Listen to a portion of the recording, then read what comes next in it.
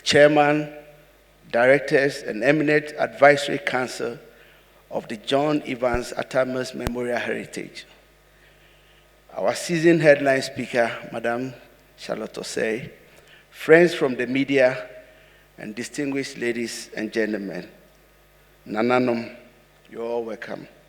I am honored to be asked to chair this year's anniversary lecture in memory of the immortal principles, ideals, and ideologies of an illustrious son, one of Africa's great, His Excellency John Evans Fifi Atta, the 11th in the line of Ghana's presidents. His Excellency, the late president, would have been 81 years this year, and Ghana, on the other hand, has celebrated her 68th independence this year also. Now, these numbers must summon a lot of interesting reflections concerning the fact that a Ghanaian pensioner retires at the age of 60, and the average life expectancy in Ghana is about 66 years.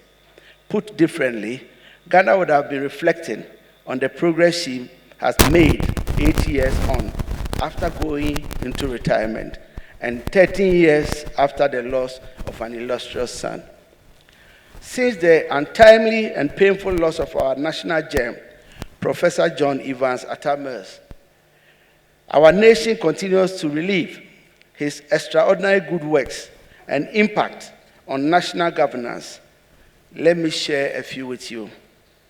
During the launch of the JEA Mills Memorial Heritage in 2022, the then former president, now President of the Republic, His Excellency John Dramani Mahama, eulogized the economic stability that this country experienced under the hand of the former tax expert. He described his former boss, JEA Mills, as having achieved an unprecedented economic growth of 14%. This including both the oil and non-oil sectors. Here we learn that the leadership style of the late Professor Mills contributed significantly to our economic fortunes. During the 2022 launch also, the chairman of the JEA Mills Memorial Heritage, Mr. Alex Segbefia, stated the principles and values that the former president stood for, which this legacy lecture seeks to include or inculcate in our people. They are passion, excellence, integrity, inclusivity, accountability, commitment, and humility. Talking about his humility, let me share a personal experience with you. So one day I got a call from Uncle Beba Kumensa, who said, Julius, Prof, the Opasor Eastern Region as regional minister, Etifao CV Bremi. Then I went to see Uncle Beb with my CV. Now, there was supposed to be an announcement on one particular day after the independence celebration. So I was so excited, I had dressed in my white, seated on my bed, waiting for the announcement. Unfortunately, when the announcement came, my name was omitted. I felt very sad. Then, to my surprise and amazement, if a president tells you he will do something for you, and for a reason or two he's not able to do it, I don't think he owes you an apology. One morning, my phone rang, and when I picked it, it was Honorable Sam Atta. So I picked it as Uncle Sam and said, Julius, hold on for the president. I said, yes, sir. And Prof was like, Julius, ma today I didn't know see now how pa. And I said, oh, but I'm managing, sir. I said, Julius, most your band, no, I won't continue to be a better mercy. And that's why I drop your name. And today, I still think about it. Does the president owe an ordinary person like me an apology? That is the level of his humility. As destiny may have it, a few months down the line, President Mahama fulfilled the promise President Atta gave me by making me the Eastern Regional Minister. Ladies and gentlemen, you would agree that these lessons carved from the unique stories of distinguished personalities and many more are needed in our current day leadership and political governance. It is why today our president, John Dramani Mahama, and other like-minded men and women of honor are working so hard to reset Ghana.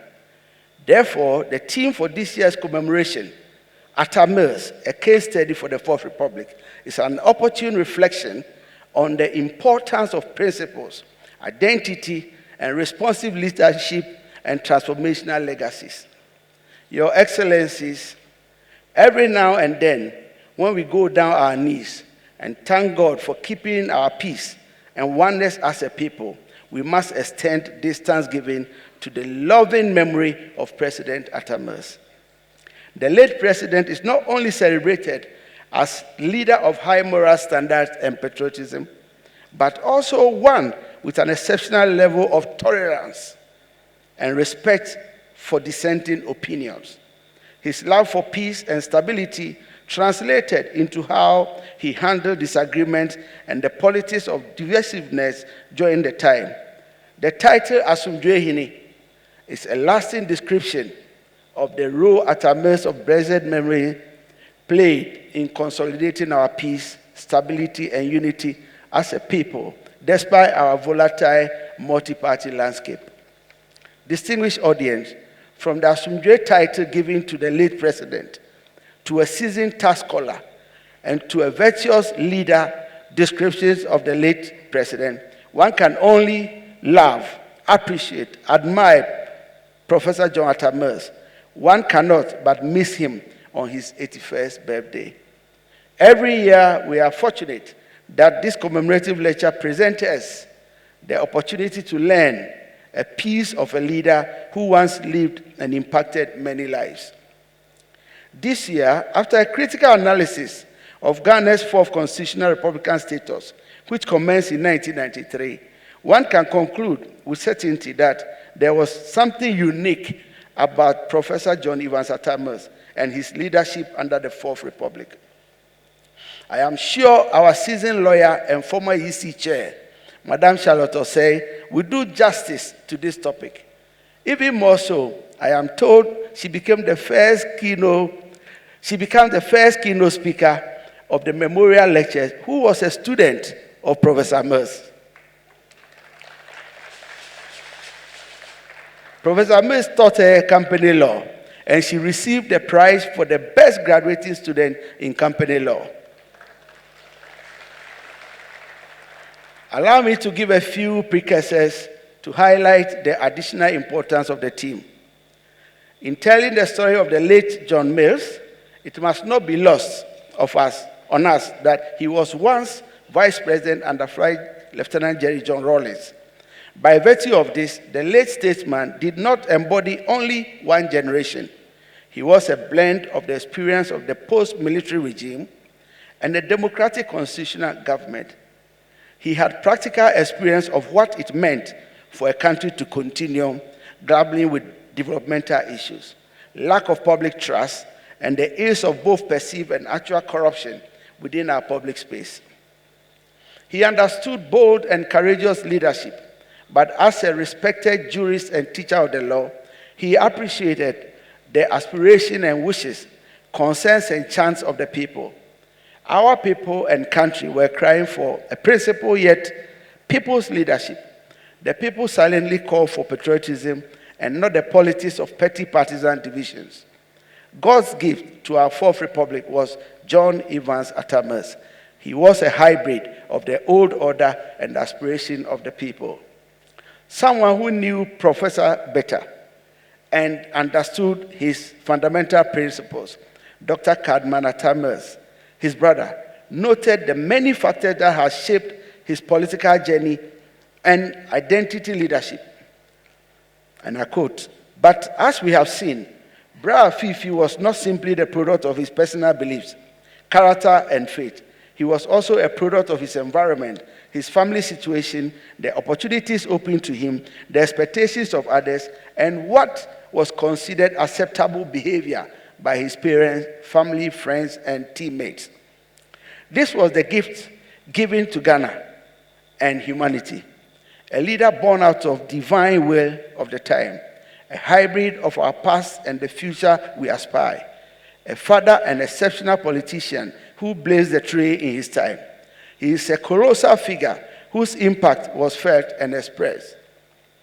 And I dare add, we must continue until we raise the generations of many Attamers. It's captioned, "The Everlasting Message. I came to serve.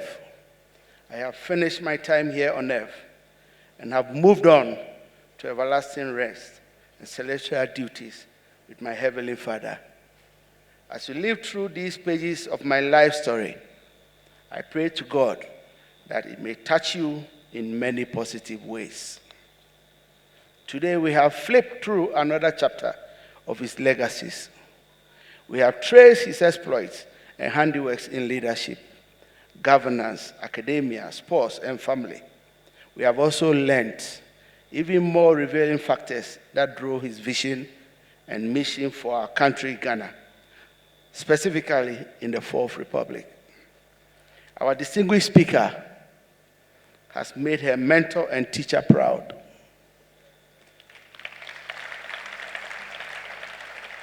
She has eloquently captured the contribution of the late president in shaping Ghana's constitutional and moral landscape through her theory, The Man, the Teacher, and the President. Professor Mills left an indelible mark on Ghana's Fourth Republican landscape through his Better Ghana agenda and his calm yet strong, ethical, and peace-loving leadership style in the face of a divisive multi-party system. His personality soon became a peace and stability symbol for Ghana, and by extension, a shining example for many African leaders and countries. What is unique about our speaker's exposition is how she uses Prof. Mills's iconic journey through the Fourth Republic to advise our youth. To our youth here, you are encouraged to prepare and persevere. Remember that effective leadership requires both vision and pragmatism. I wish to thank our speaker for such a brilliant account on her mentor and teacher. I also thank the chairman and his advisory team for their consistency in shaping our generation and those unborn through these annual lectures. It has indeed been such an honor chairing the 13th lecture in memory of President Mills. I hope that you have been inspired, motivated, and challenged to do more for humanity, our country, and our continent. I thank you all for coming.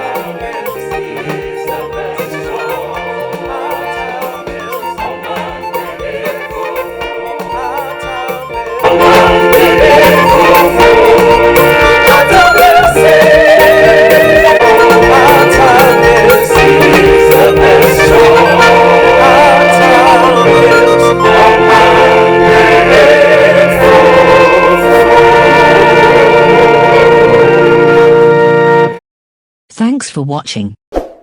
Please like, subscribe, and click on the bell for more updates.